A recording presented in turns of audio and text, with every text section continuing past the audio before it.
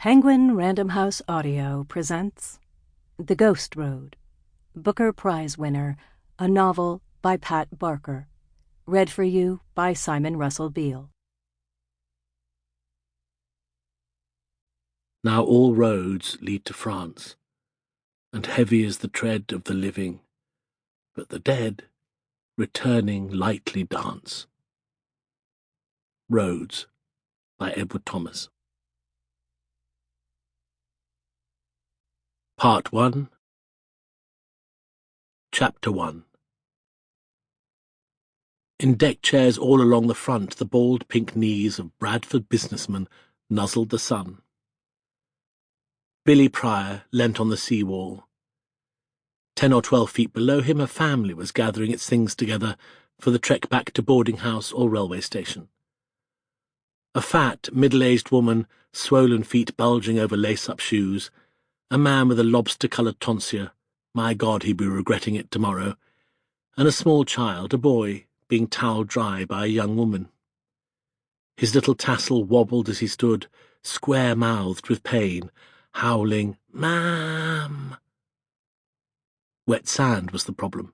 It always was, Pryor remembered. However carefully you tiptoed back from that final paddle, your legs got coated all over again, and the towel always hurt. The child wriggled, and his mother slapped him hard, leaving red prints on his chubby buttocks. He stopped screaming, gulped with shock, then settled down to a persistent grizzle.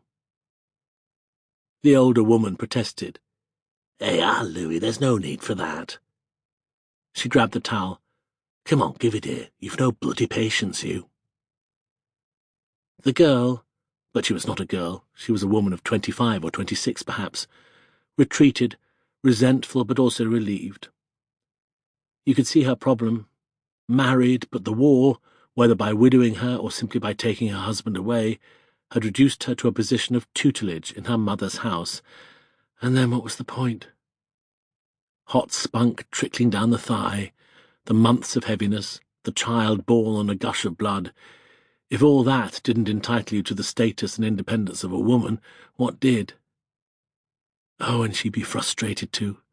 Her old single bed back, or perhaps a double bed with the child, listening to snores and creaks and farts from her parents' bed on the other side of the wall. She was scrabbling in her handbag, dislodging bus tickets, comb, purse, producing, finally, a packet of Woodbines. She let the cigarette dangle wetly from her lower lip while she groped for the matches. Her lips were plump, a pale salmon pink at the centre, darkening to brownish red at the edges.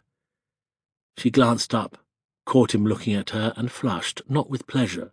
His lust was too blatant to be flattering, but drawn by it, nevertheless, into the memory of her unencumbered girlhood. Her mother was helping the little boy step into his drawers, his hand a dimpled starfish on her broad shoulder. The flare of the match caught her attention. "For God's sake, Louis," she snapped, "if you could only see how common you look." Louis's gaze hadn't moved. Her mother turned and squinted up into the sun, seeing the characteristic silhouette that said, "Officer." Look for the thin knees, German snipers were told, but where they saw prey, this woman saw a predator. If he'd been a private, she'd have asked him what the bloody hell he thought he was gawping at. As it was, she said, "Nice weather we're having, sir." Pryor smiled, amused, recognizing his mother's speech, the accent of working-class gentility. "Let's hope it lasts."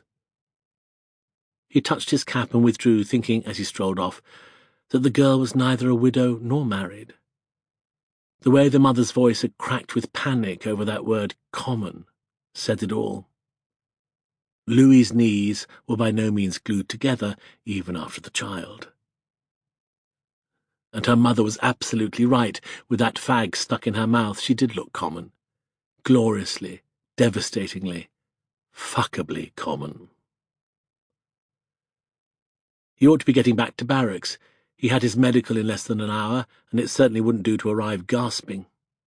He had no business to be drifting along the front looking at girls, but he looked anyway, hoarding golden fuzz on a bare arm, the bluish shadow between breasts thrust together by stays, breathing in lavender sharpened by sweat. The blare of music inside the fairground drew him to stand in the entrance.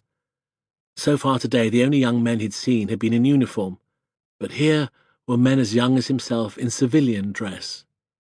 Munitions workers. One of them was chatting to a young girl with bright yellow skin.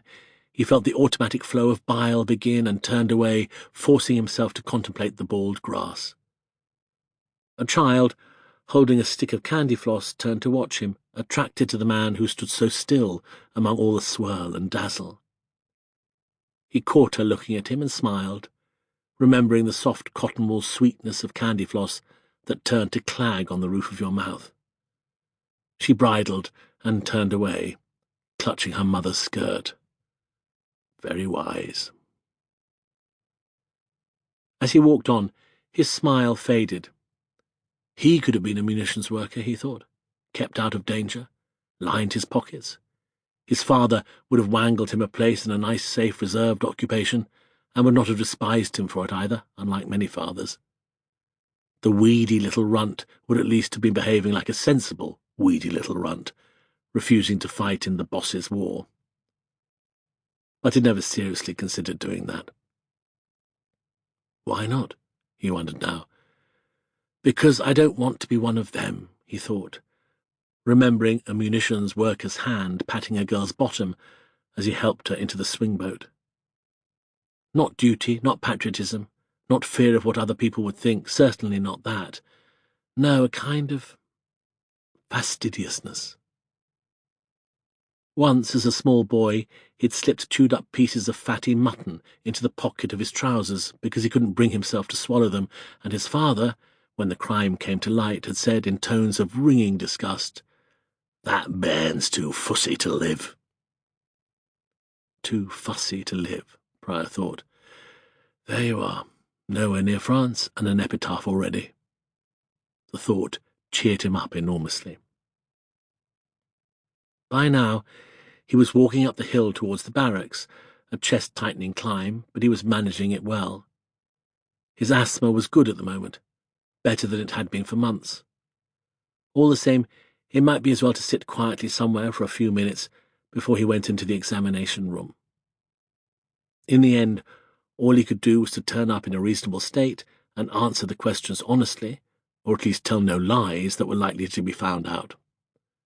The decision would be taken by other people. It always was. Though he had managed to take one decision himself. His thoughts shifted to Charles Manning and the last evening they'd spent together in London.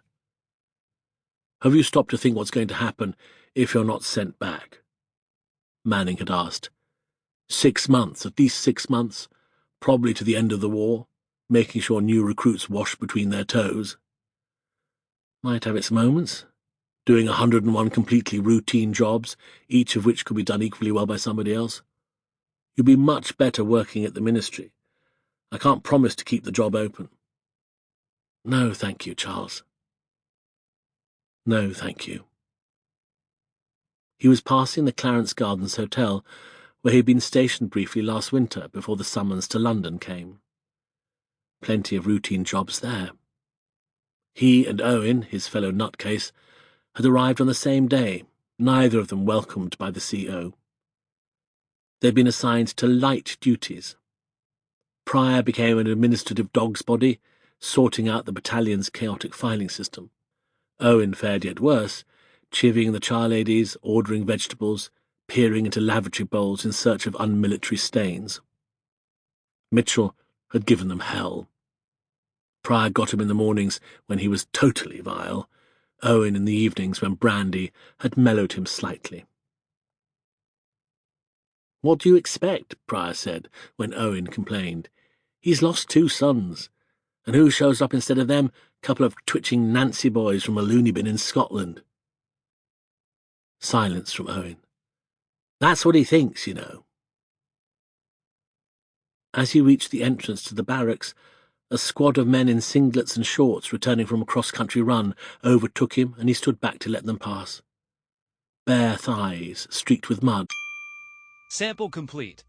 Ready to continue?